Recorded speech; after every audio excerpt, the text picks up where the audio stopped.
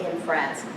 Abstract expressionism, reminiscent of the Cobra group, whose work she was familiar with when she was in Paris.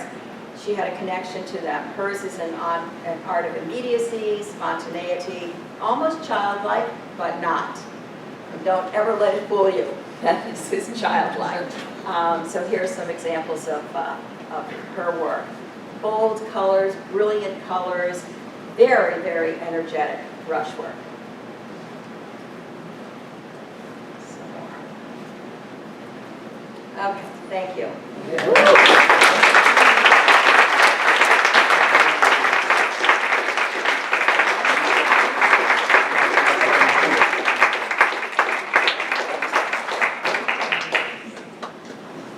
Thank you to our wonderful panel for an extraordinarily thoughtful set of presentations and a feast for the eyes, too. I'd like to open it up to the audience for questions. Thank you all for really stimulating presentations. My question is for Ramon, and I was so struck by your comments about how much Cuban modernist art was collected abroad and not in Cuba. This is very reminiscent of contemporary discourses about Cuban art at this moment. And I wondered if you had formed, through your research, any opinion about whether curatorial and collector practices were informing the work of Cuban modernists. Well,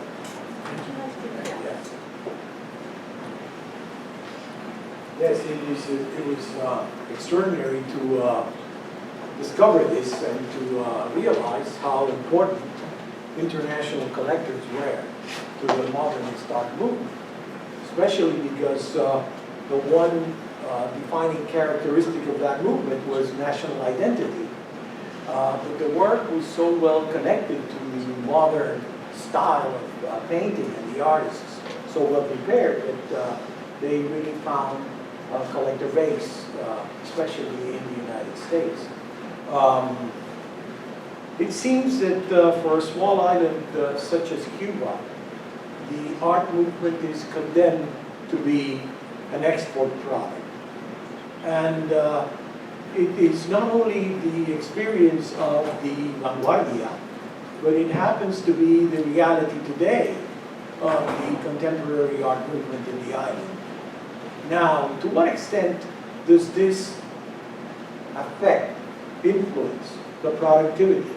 It's interesting that the artists that seem to connect the best with the international collectors are those that are most authentic, are those that receive their inspiration from the reality that surrounds them and from their own inner self, and not those that want to please the collecting market. I can think of names of artists that have raised and failed because they wanted to please the market. Contemporary, and some of them actually even in the vanguardia movement. And those that continue to be recognized, continue to achieve recognition, were those that were really authentic and did their work out of their own experiences. Does that answer your question? Thank you. Okay. To Carol, I wanted to mention, perhaps you could include Juana Borrell, who didn't do much, but some of the stuff is good. And Andrea Bellini was born in the Dominican Republic, but she hangs in the National Museum of Cuban Art, and she has a few interesting items. So there you go. So the detective work. The detective work. Thank There's Sylvia Fernandez Arrojo, who was the wife of Oscar Garcia Rivera, whose work is practically,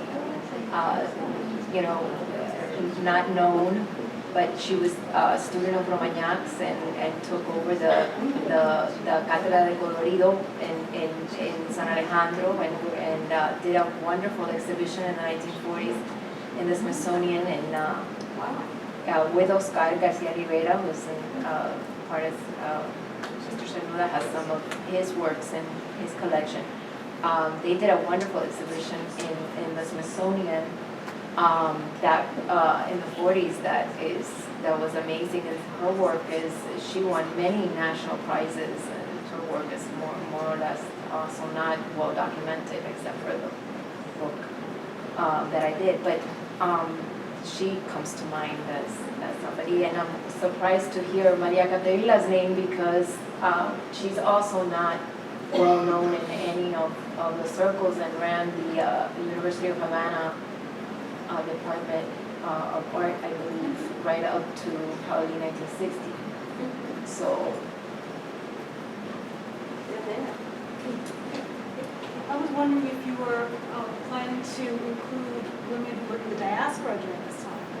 So I'm thinking of Carmen Herrera, for instance. I mean, she follows the trajectory that many of these artists follow, which is coming to New York, studying at the Art Student League. She happened to stay because of her marriage and all of that. But I'm wondering if that would help you kind of expand this group by looking Yeah, I at mean, the there's, diaspora. as we just heard in the last couple of minutes, it can be expanded. I really started with this sort of San Alejandro, just to kind of find a thread that would link them together, and also in light of what our panel was all about today.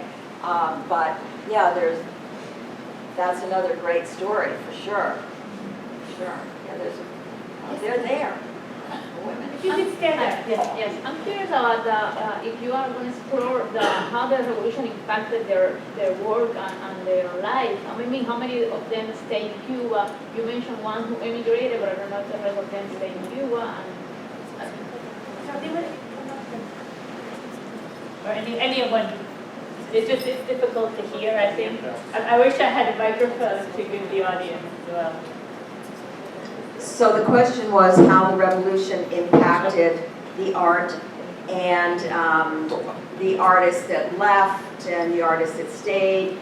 And that was something that's just for a 10-minute presentation. I was not going to go into that, but yeah, for sure that's an element. I mean, it really should be a book just about these stories and what has been happening since the 70s in the United States with American feminist art historians who are putting back so many of these artists.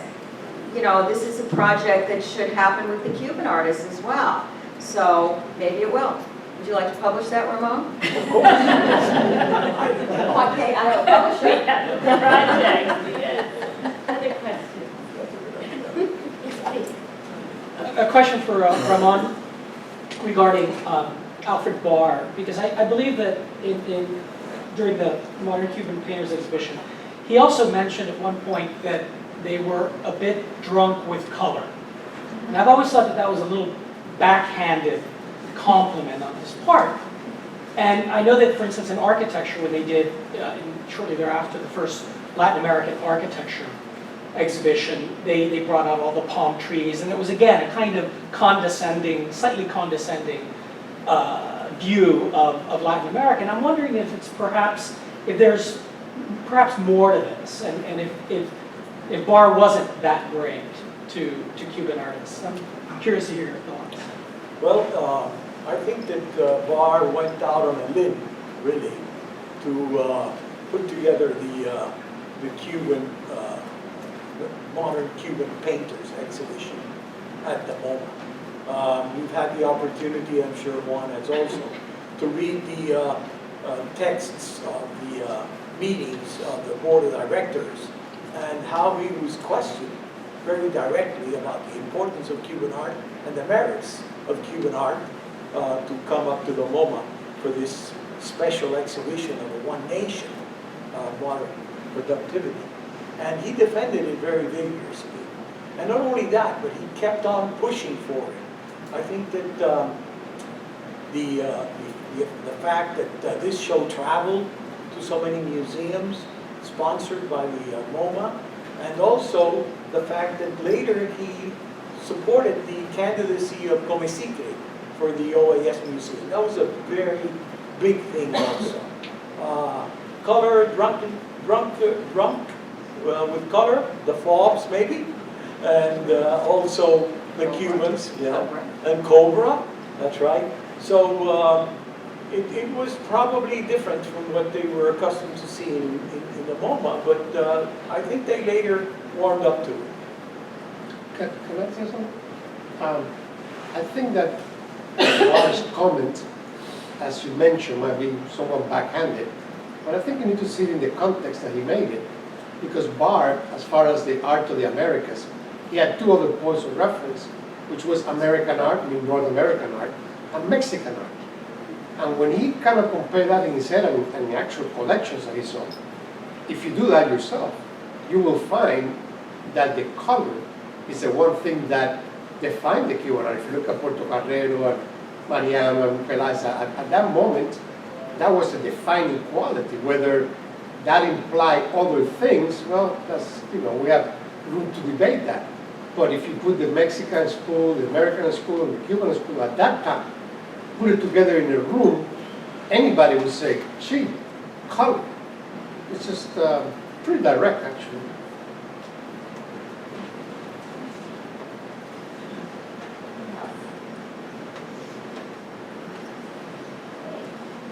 Well, seeing no other questions, perhaps our panelists would be willing to have quieter conversations during our lunch break.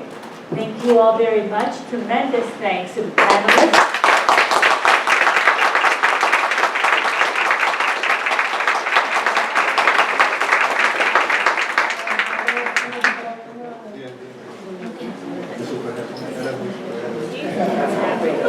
Sorry to continue with the 5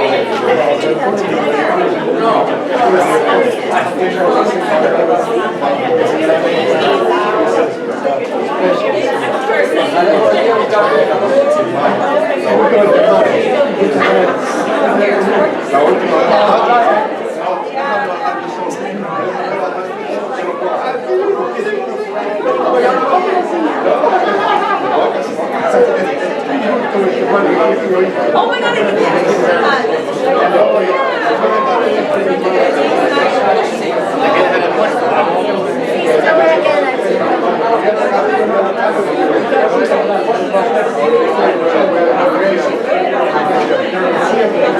Gracias.